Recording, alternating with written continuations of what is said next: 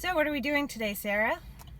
First we're going to fisheries, and then we are going to my boat so that we can do some scraping and sanding of the teak cap rail, and then hopefully we can oil the cap rail before it rains. It's not supposed to rain today, but who knows with in AccuWeather, right?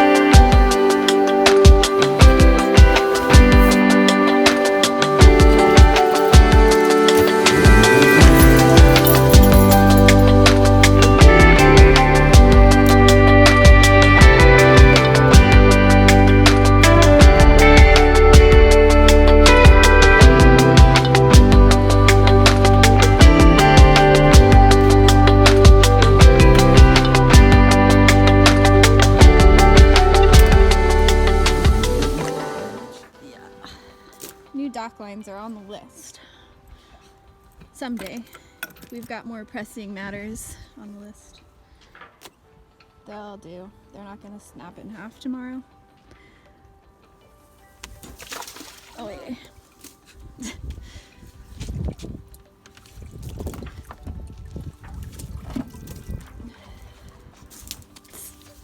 New jib sheets are on the list.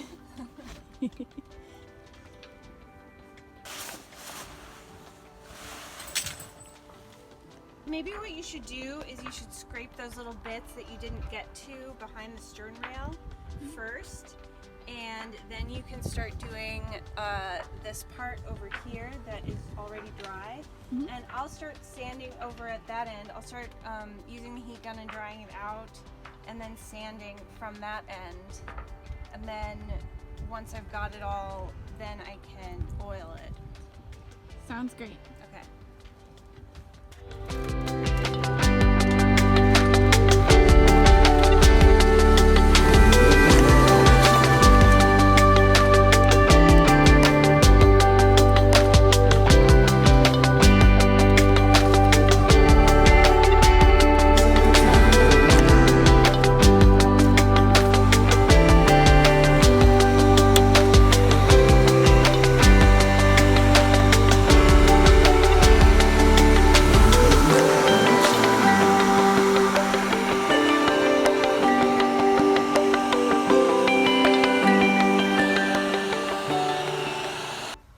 Although it was cheaper with my fisheries discount, that carbide scraper wasn't super cheap, so I wanted to put on a lanyard to keep it from falling in the water.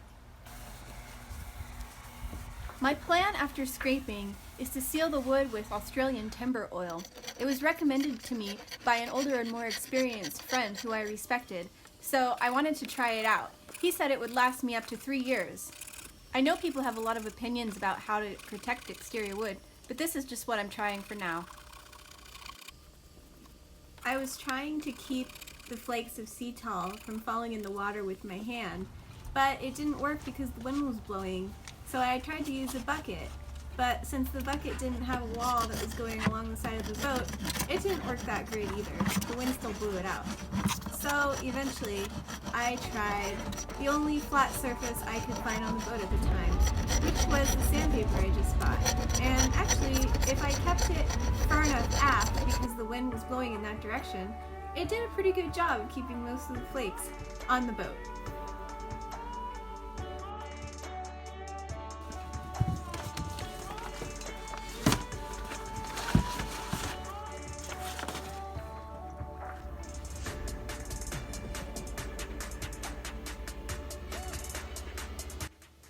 While I scraped the side of the boat, Harriet worked on getting moss out from under the transom and using a heat gun to dry everything that had been sitting since I had scraped it a few nights before.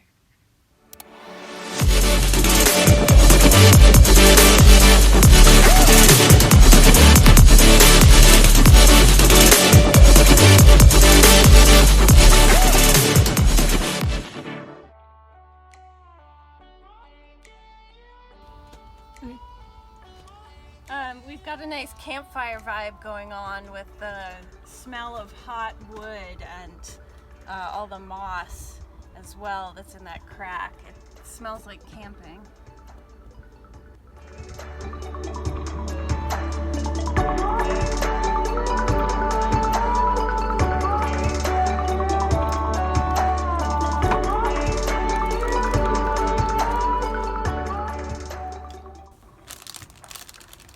Does ochento mean 18?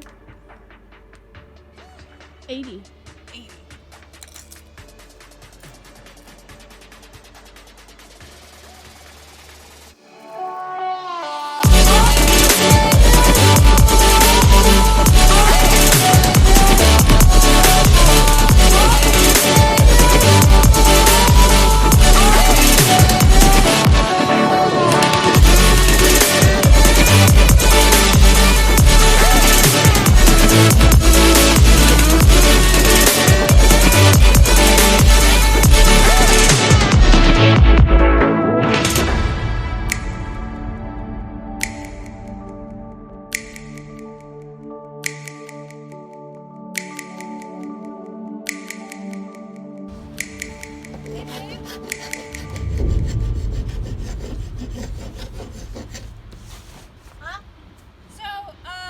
I think we should at some point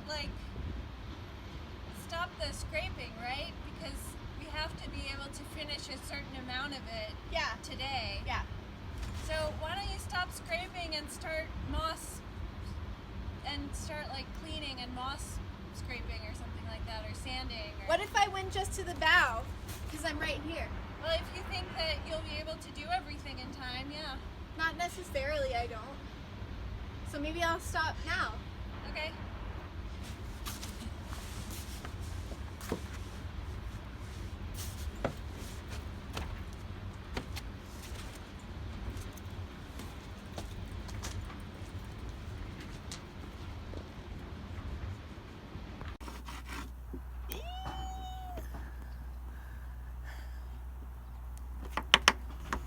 Yeah, it's gross.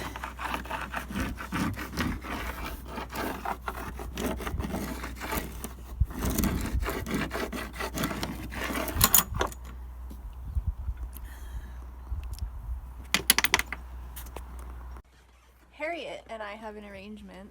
So during my days off, every other week, I help her with her grad school applications. She's applying to landscape architecture programs, and she just graduated from horticulture school. And then every other week she helps me on my boat. So I helped her last week with her stuff. This week she's helping me with mine.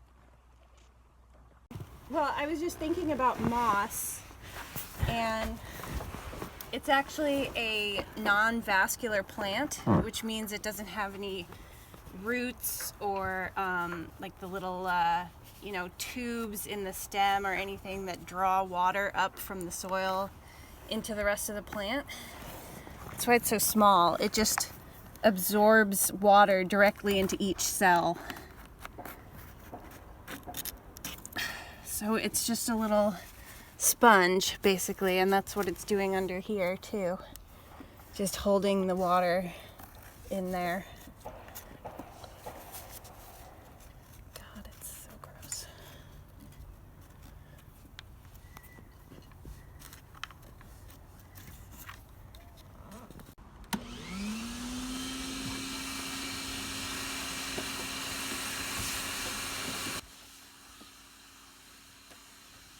Another thing on my list to buy this week are some sandbags for my winter cover. The cover was originally made to go on the boat when it's on the hard. So there are these ties that are supposed to go underneath the keel of the boat, which isn't possible while the boat is in the water. So I saw these yoga sandbags I want to get on Amazon. I don't know how heavy duty they are or how long they'll last, but I'm going to try them out. They're not that expensive.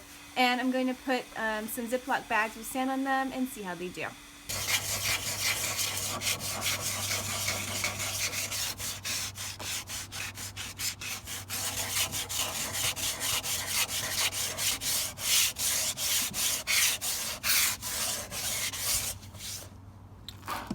Teak cleaner. I found teak cleaner.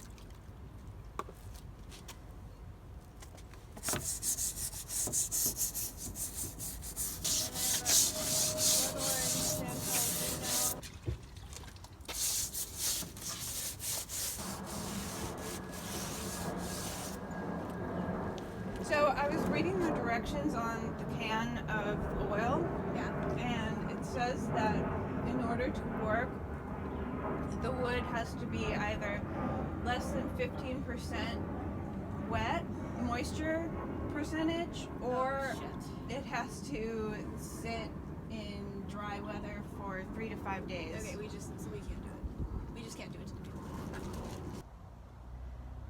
Okay, look, like AccuWeather says that Okay, for the next 7 days, it's just rain. So until next Wednesday, today is Wednesday, it's just going to be raining. And according to this, it says after next Wednesday, it's not supposed to rain at all for the next 7 days. So if I can come back here, not this Saturday night, but next Saturday night, and of course the weather is going to be wrong by then because the farther out, the less accurate it is. But sometime around then, hopefully, next Saturday after work, I can come out and put on the first coat of oil. Yeah? Yeah. Sounds good. Okay.